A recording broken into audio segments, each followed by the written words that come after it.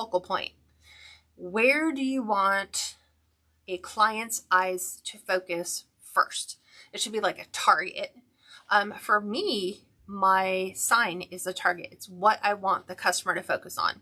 And then their eyes can kind of wander around the rest of the design and see all the little, hidden doodads or whatever, and then look at the details that go around. But the main focal point is I want the message, I want the customer's eyes drawn to the center of the design.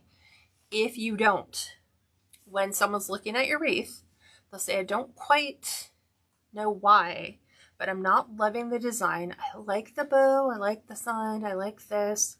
It just doesn't feel like it flows together. And it's because the customer's eyes going everywhere.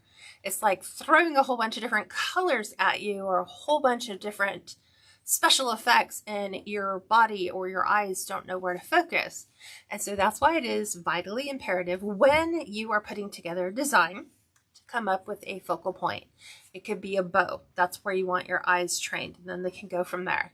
But where initially do you want it to start? Even on floral designs, centerpieces, all the things, you got to pick a central focus, and then it can spread out from there. So